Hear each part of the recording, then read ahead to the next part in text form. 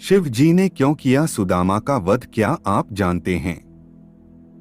श्री कृष्ण के बचपन के दोस्त सुदामा का एक ऐसा रूप भी था जिसकी वजह से भोलेनाथ को इनका वध करना पड़ा था। इस पर विश्वास करना थोड़ा मुश्किल तो है, लेकिन अगर हम इतिहास के पन्ने पलटे तो यह सच सामने आता है। लेकिन सोचने वाली बात है, आखिर ऐसे उन्होंने क्यों किया? दरअसल स्वर्ग के गोलोक में सुदामा और विराजा दोनों ही रहा करते थे। वहीं सुदामा विराजा से प्रेम करता था, लेकिन विराजा कृष्ण से प्रेम करती थी। एक बार विराजा और कृष्ण एक दूसरे में लीन थे, तभी वहां राधा आ गई। फिर क्या होना था? विराजा को श्री कृष्ण के साथ देखकर राधा ने विराजा को गोलोक से पृथ्वी पर निवास करने का श्राप दे दिया। इतना ही नहीं, कुछ कारणों के चलते उन्होंने सुदामा को भी पृथ्वी पर निवास करने का श्राप दे दिया, जिससे उन्हें स्वर्ग से पृथ्वी पर आना पड़ा। कुछ वर्ष बाद जब श्राप फलित होने का समय आया तो सुदामा ने दानवराज दंभ के घर पुत्र के रूप में जन्म लिया, जिसका नाम शंखचूड़ रखा गया, और विराजा धर्मध्वज के यहाँ तुलसी के रूप में हुआ।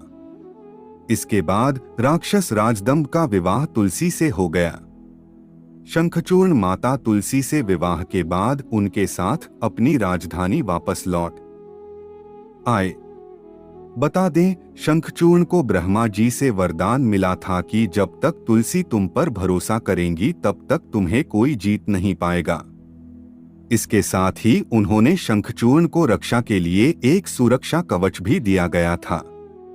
वहीं बीतते समय के साथ शंखचूर्ण धीरे धीरे हर युद्ध जीतता जा रहा था, जिसके बाद वो तीनों लोकों का स्वामी बन गया। शंखचूर्ण के क्रूर अत्याचार से परेशान देवताओं ने भगवान ब्रह्मा से इसका समाधान मांगा। तभी ब्रह्मा जी ने इस समस्या के समाधान पर भगवान विष्णु से सुझाव मांगा, लेकिन विष्णु जी ने देवताओं को शिव जी से सुझाव लेने को कहा। देवताओं की परेशानी को समझते हुए शिव जी शंखचूर्ण से युद्ध करने के लिए अपने पुत्रों कार्तिकेय और गणेश को इस युद्ध के लिए मैदान में उतारा।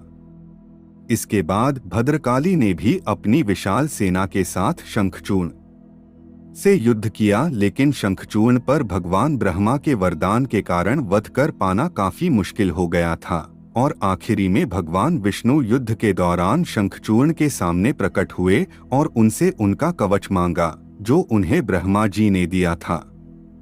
शंखचूर्ण ने तुरंत ही कवच भगवान विष्णु को दे दिया, जिसके बाद भगवान विष्णु उस कवच को पहनकर मां तुलसी के सामने शंखचूर्ण के अवतार में पहुंच गए।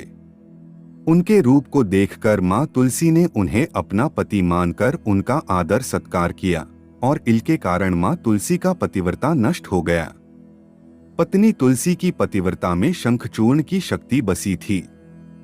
वरदान की शक्ति के समापन पर भगवान शिव ने शंखचूर्ण का वध किया और देवताओं को उसके अत्याचार से मुक्त करा दिया। तो इसलिए श्री कृष्ण के मित्र सुदामा के पुनर्जन्म शंखचूर्ण का भगवान शिव ने वध किया।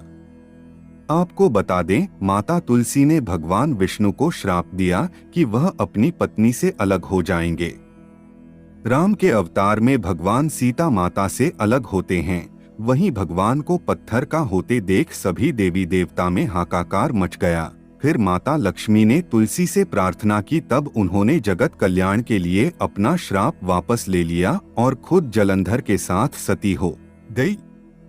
इसके बाद उनकी राख से एक पौधा निकला जिसे भगवान विष्णु ने तुलसी नाम दिया, और खुद के एक रुख को पत्थर में समाहित करते हुए कहा कि आज से तुलसी के बिना मैं प्रसाद स्वीकार नहीं करूंगा। इस पत्थर को शालिग्राम के नाम से तुलसी जी के साथ ही पूजा जाएगा। कार्तिक महीने में तुलसी जी का शालिग्राम के साथ विवाह भी किया जाता है।